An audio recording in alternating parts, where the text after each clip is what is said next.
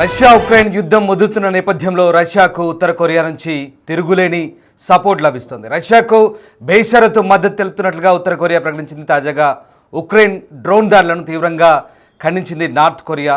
North Korea అధ్యక్షుడు Kim ఈ దాడులను ఖండించాడు. ఇక రష్యా భద్రతా అధికారి సెర్గీతో కిమ్ చర్చలు జరిపారు. రష్యాకు బేషరతుగా మద్దతు ఇస్తున్నట్లుగా కూడా కిమ్ ప్రకటించారు. కిమ్ ఎంట్రీతో ఉక్రెయిన్పై మరింతగా దాడులు పెరిగే అవకాశం కనిపిస్తుంది. ఇప్పటికే రష్యా సేనలతో కలిసి యుద్ధం చేస్తోంది. నార్త్ కొరియాకు అత్యాధునిక ఆయుధాలను టెక్నాలజీని కూడా రష్యా అందిస్తున్న పరిస్థితి. ప్రతిగా యుద్ధంలో రష్యాకు కిమ్ సహకరిస్తున్నారు. గత ఏడాది దాదాపు 2024లో 11,000 మంది సైనికులను ఉక్రెయిన్ రష్యా వార్లో ఉత్తర కొరియా రష్యాకు మద్దతుగా పంపించింది.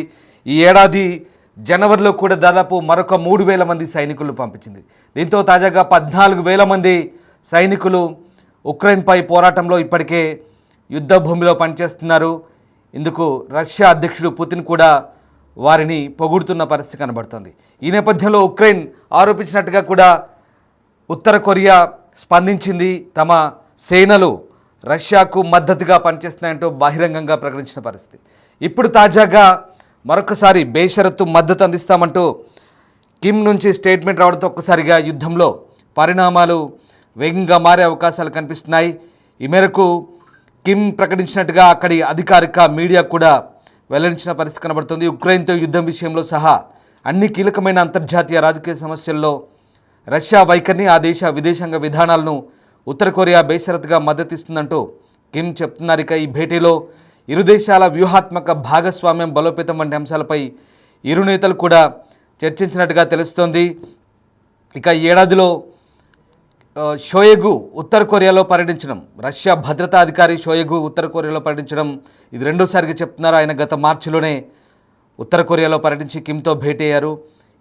అప్పుడు కూడా రష్యా తన సార్వభౌమాధికారం, ప్రాంతీయ సమగ్రతను కాపాడుకుని చేస్తున్నటువంటి పోరాటంలో ఎల్లప్పుడూ అండగా ఉంటామంటూ కిమ్ స్పష్టం చేశారు. ఈ నేపథ్యంలోనే రష్యా తరపున తమ బలగాలు ఉక్రెయిన్ సైన్యంతో పోరాడుతున్నాయనే విషయాన్ని ఏడాది ఏప్రిల్లో ఉత్తర కొరియా ధృవీకరించింది. దీనికి కొన్ని రోజుల ముందే రష్యా కూడా ఈ విషయాన్ని వెల్లడించింది. రష్యా ఉత్తర కొరియాల మధ్య జరిగిన పరస్పర రక్షణ ఒప్పందంలో భాగంగా ఈ చర్యలు తీసుకుంటున్నట్లుగా చెప్తోంది. ఇక ఎంతమంది సైన్యం ఉన్నారనే విషయం మాత్రం అప్పట్లో బయట పెట్టలేదు. కానీ క్లియర్గా 14,000 మంది సైన్యం రష్యాకు మద్దతుగా పనిచేస్తున్నట్టుగా అర్థమైంది.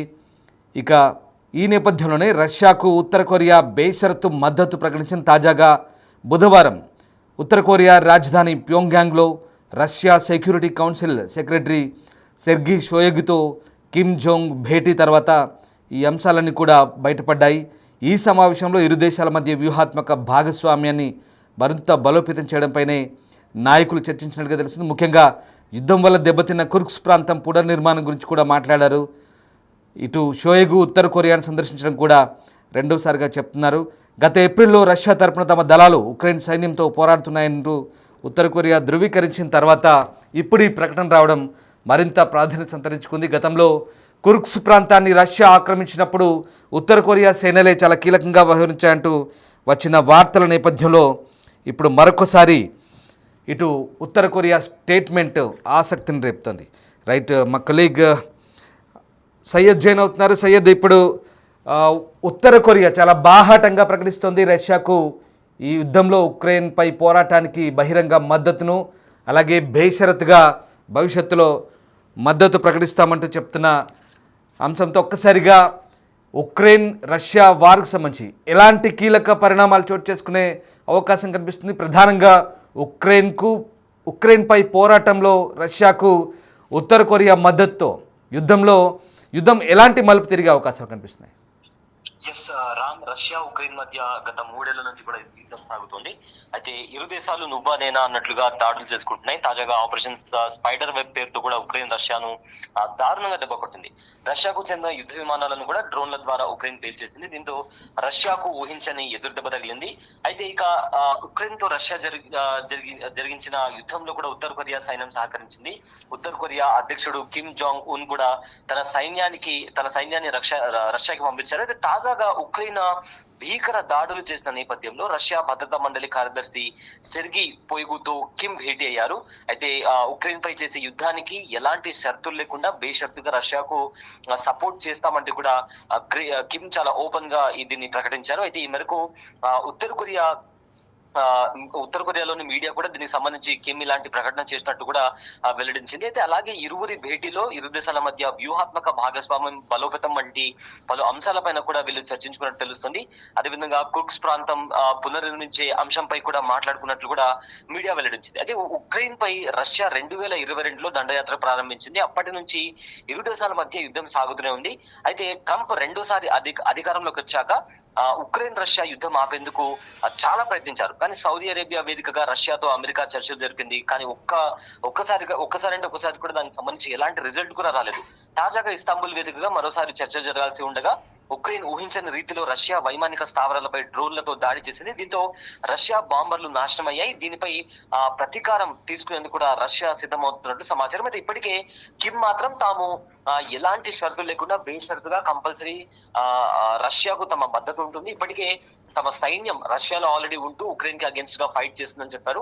అండ్ ఇప్పుడైతే ఓపెన్ గా ఖచ్చితంగా ఎలాంటి ఏ నేపథ్యంలో అయినా ప్రపంచవ్యాప్తంగా కూడా రష్యా తీసుకునే ఏ స్టెప్ కైనా తాము మద్దతుగా నిలుస్తామని కూడా నార్త్ కొరియా చెప్పడం జరిగింది. రామ్.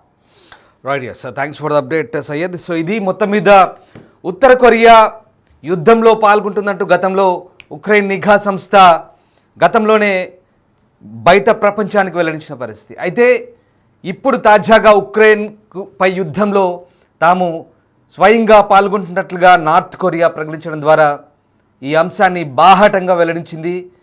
అయితే ఇప్పుడు రష్యా ఉత్తర కొరియా బంధం ఉక్రెయిన్పై యుద్ధం విషయంలో ఏ రకంగా ముందుకు వెళ్ళగలుగుతుందనేది మాత్రం ఆసక్తి రేపుతున్న పరిస్థితి కనబడుతుంది. ప్రధానంగా రష్యాకు మద్దతు తెలుపుతున్నామంటూ బాహటంగా ఉత్తర కొరియా ప్రకటించడం ద్వారా అటు ఉక్రెయిన్ ఆగ్రహాన్ని చవిచూస్తున్నప్పటికీ నార్త్ కొరియా విషయంలో ఎలాంటి ఆంక్షలు కానీ మిగతా ఎలాంటి చర్యలు కానీ ఇటు పశ్చిమ దేశాలు కానీ మిగతా అమెరికాతో సహా ఎలాంటి దేశాలు కానీ ఇప్పటివరకు ఈ అంశంపై స్పందించని పరిస్థితి కనబడలేదు. ముఖ్యంగా ఉత్తర కొరియా నియంతగా చెప్పుకునే కిమ్ ఇప్పటివరకు తన మనసుకు తోచిన పని చేస్తుంటాడంటూ వస్తున్న వార్తల నేపథ్యంలో ఇటు రష్యాకు బాహటంగా మద్దతు ప్రకటించడం, అలాగే ప్రతిగా రష్యా అత్యాధునిక టెక్నాలజీని ఉత్తర కొరియాకు అందించడం ద్వారా ఈ రెండు దేశాల దోస్తీ ఇప్పుడు ఎంత మేరకు పనిచేస్తుందనేది మాత్రం ఈ బంధం ఎక్కడికి దారితీస్తుంది. ముఖ్యంగా ఉత్తర కొరియా రష్యా ఇద్దరు స్నేహాస్తం అందిస్తున్న వేళ ఇప్పుడు ఉక్రెయిన్పై ఏ రకంగా పై చేయి సాధిస్తాయనేది మాత్రం ఆసక్తికరంగా మారుతోంది. సో మొత్తం మీద దాదాపు ఇప్పటికే 14,000 మంది ఉత్తర కొరియా సైనికులు రష్యాలో పనిచేసినట్టుగా అటు ఉక్రెయిన్ కూడా వెల్లడించిన పరిస్థితి. కొంతమంది నార్త్ కొరియా సైనికులు కూడా తాము సజీవంగా పట్టుకున్నట్టుగా ఉత్తర కొరియా ప్రకటించింది. చాలామందిని చంపివేసినట్టు కూడా ఉక్రెయిన్ ఇప్పటికే వెల్లడించిన పరిస్థితి కనబడుతుంది. అయితే తాజాగా కుర్స్క్ ప్రాంతంలో ఉక్రెయిన్లోని కుర్స్క్ ప్రాంతాన్ని స్వాధీనం చేసుకోవడంలో ఉత్తర కొరియా సైనికులు చాలా కీలకంగా వ్యవహరించినట్టుగా తెలుస్తోంది. ఇప్పుడు కుర్స్క్ పునర్నిర్మాణానికి సంబంధించి కూడా ఉత్తర కొరియా సైనికులు మరింత తోడ్పాటు అందిస్తారంటూ ఆ దేశం కూడా చెప్తోంది.